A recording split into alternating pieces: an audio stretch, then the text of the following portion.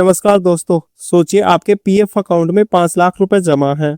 आप रिटायरमेंट के बाद घर बैठे हैं और सोच रहे हैं पीएफ में पैसा पड़ा है तो इस पर इंटरेस्ट भी मिलता रहेगा। लेकिन क्या ऐसा हमेशा होता है? नहीं। पीएफ के इंटरेस्ट को लेकर ईपीएफओ का एक ऐसा रूल है जिसे बहुत सारे लोग नहीं जानते। और आज की वीडियो में मैं आपको 3 एग्जाम्पल से समझाऊंगा कि आखिर पीएफ का ब्याज कब तक मिलता है और कब बंद हो जाता है। तो वीडियो को अंत तक जरूर देखिए। पहले सबसे जरूरी बात, अगर आपने नौकरी छोड़ दी है या रिटायरमेंट हो गई है तो इसका मतलब यह नहीं कि उस दिन पीएफ का इंटरेस्ट बंद हो गया। ईपीएफओ की ऑफिशियल एफएक्यू के अनुसार रिटायरमेंट के बाद अकाउंट के इनऑपरेटिव होने के नियम लागू होते हैं और वर्तमान नियमों के अनुसार 58 ईयर्स यानी 58 साल की उम्र तक इंटरेस्ट मिलता है। अब इसे एग्जाम्पल से समझते हैं। एग्जाम्पल नंबर 1, मान लीजिए आपकी उम्र 58 साल है और इसी उम्र में आपने रिटायरमेंट ले ली है। आपके पीएफ अकाउंट में 5 लाख है और आपने अभी पीएफ का पैसा नहीं निकाला, तो क्या उसी दिन इंटरेस्ट बंद हो जाएगा? नहीं। ईपीएफओ के एफएक्यू क्वेश्चन नंबर 418 के अनुसार अगर कर्मचारी 58 साल की उम्र में रिटायर होता है तो इंटरेस्ट 58 की उम्र तक क्रेडिट किया जाएगा। इसके बाद अकाउंट इनऑपरेटिव होने के नियम लागू होते हैं और आगे इंटरेस्ट नहीं मिलता। अब आता है सबसे इंटरेस्टिंग एग्जाम्पल नंबर 2। मान लीजिए आपने सिर्फ 50 साल की उम्र में नौकरी छोड़ दी। अब आप सोचेंगे नौकरी खत्म तो पीएफ का इंटरेस्ट भी खत्म, लेकिन ऐसा जरूरी नहीं है।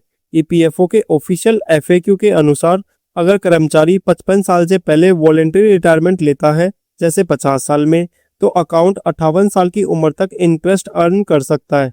यानी 50 पर नौकरी छोड़ी लेकिन इंटरेस्ट आपको 58 साल तक मिल सकता है। अब तीसरा एग्जाम्पल ध्यान से सुनिए।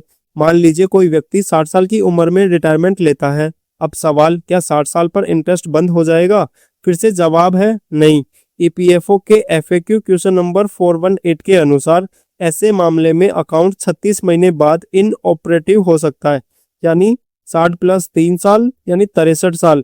इसलिए इंटरेस्ट 63 साल की उम्र तक पेबल हो सकता है।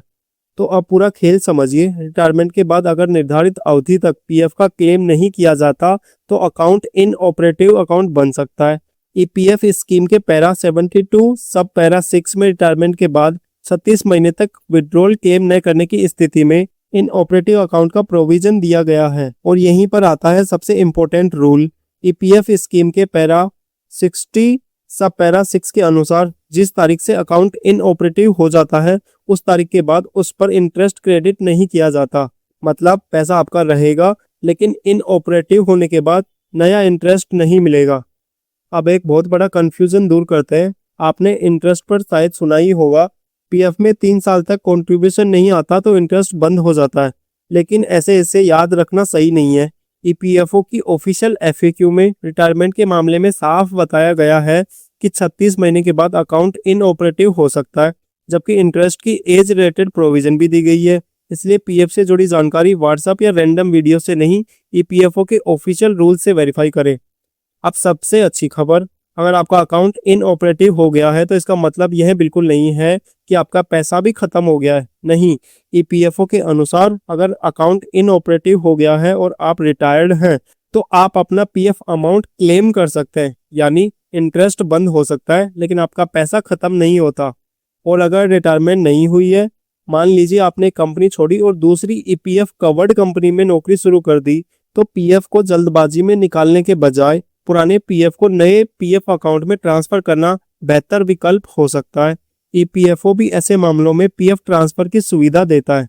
एक आखिरी बात, अगर आपके माता पिता, भाई बहन, परिवार या दोस्त किसी का भी पीएफ रिटायरमेंट के बाद पड़ा हुआ है तो उनसे सिर्फ एक सवाल पूछिए, आपका पीएफ अभी तक क्यों पड़ा है?